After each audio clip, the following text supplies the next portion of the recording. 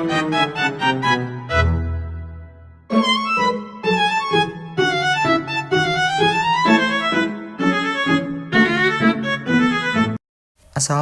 warahmatullahi wabarakatuh. Perkenalkan, kami dari kelompok 3 yang beranggotakan Dafari Bima, Ilham Maulana Yusuf, Novia Fitria, dan Yasfi Diva yang akan mempresentasikan materi yang berjudul Uji C kuadrat dan uji kecocokan. Baik, yang pertama itu ada definisi. Distribusi C kuadrat digunakan untuk berbagai pengujian statistik, tidak hanya untuk estimasi simpangan baku dan uji homogenitas varians, tetapi juga untuk menguji proporsi data multinominal, menguji kesamaan rata-rata distribusi Poisson, menguji independensi dua variabel dalam tabel kontingensi, menguji kesesuaian atau goodness of fit antara data dan model distribusi, dan menguji ketepatan model distribusi berdasarkan data pengamatan. Selanjutnya itu ada menguji proporsi data multinominal. Nah, pada uji ini kita ingin mengetahui apakah proporsi suatu data sesuai dengan yang diharapkan atau tidak. Jadi, hipotesisnya di sini H0 menyatakan bahwa proporsi sesuai dengan yang ditentukan, sedangkan H1 menyatakan ada perbedaan. Data yang digunakan berupa frekuensi hasil pengamatan, lalu dibandingkan dengan frekuensi harapan yang dihitung dari rumus E sama dengan N dikali P. Nah, ini lanjutan dari proporsi data multinominal. Jadi intinya di bagian ini tuh kita membandingkan antara data nyata dan data yang diharapkan. Jadi kalau hasilnya jauh berbeda, berarti hipotesis 0 bisa ditolak.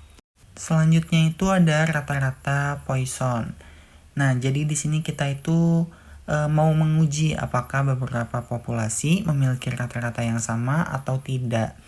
Dan di sini hipotesisnya itu H0 sama dengan semua rata-rata sama, H1 sama dengan minimal ada satu yang berbeda. Selanjutnya ada uji independen antara dua faktor. Data pengamatan sering dikelompokkan berdasarkan dua faktor, misalnya nilai fisika dan matematika, kenakalan dan lingkungan, dan lain-lain. Tujuannya adalah untuk mengetahui apakah kedua faktor tersebut berhubungan atau tidak berhubungan. Konsep utamanya itu, jika tidak ada hubungan, itu jadi faktor independen. Jika ada hubungan, jadi faktor tidak independen. Nah, dalam bentuk data disusun dalam tabel kontingensi B kali K, yaitu faktor 1 memiliki B kategori, faktor 2 memiliki K kategori. Nah, dalam setiap sel berisi frekuensi pengamatan tujuan uji, itu untuk mengetahui ada atau tidaknya hubungan antara dua faktor dan mengetahui pengaruh suatu faktor terhadap kejadian tertentu. Nah, bisa dilihat ini untuk contoh dari tabelnya. Selanjutnya, uji independen antara dua faktor. Uji independen tidak hanya untuk data kategori atau atribut, tetapi juga digunakan untuk data kuantitatif yang sudah dikelompokkan dalam kelas interval. Contohnya, faktor 1 itu umur pengemudi dibagi menjadi kelas 31 sampai 40, 41 sampai 50, 51 sampai 60.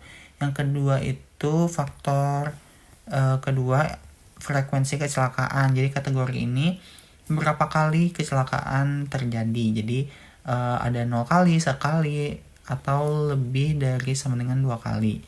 Nah, tujuannya itu untuk mengetahui apakah umur pengemudi berhubungan dengan frekuensi kecelakaan atau keduanya tidak saling berkaitan atau independen.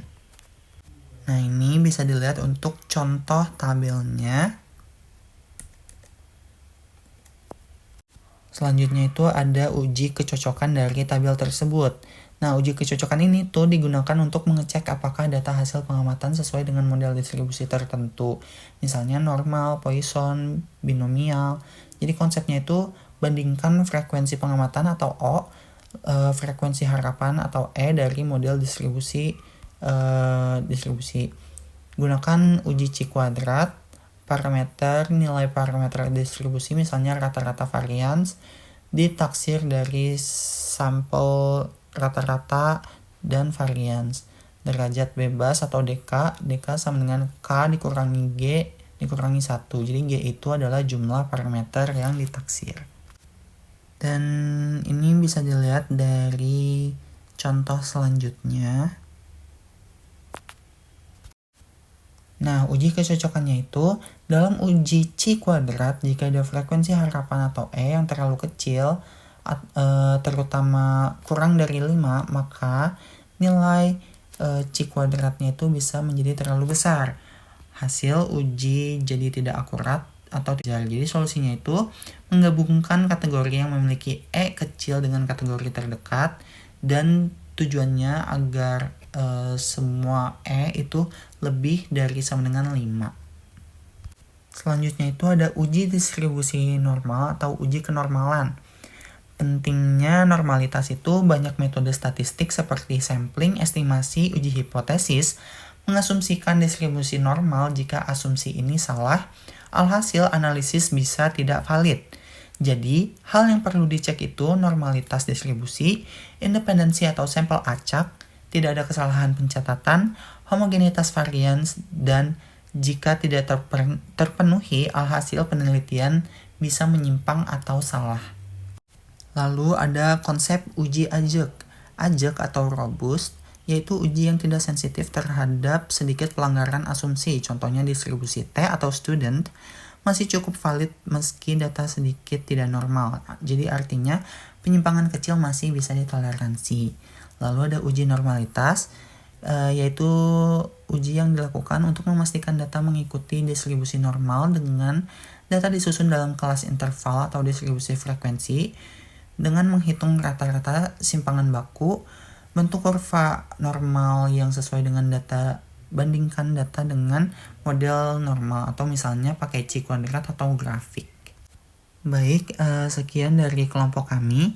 Kurang lebihnya mohon maaf. Wassalamualaikum warahmatullahi wabarakatuh.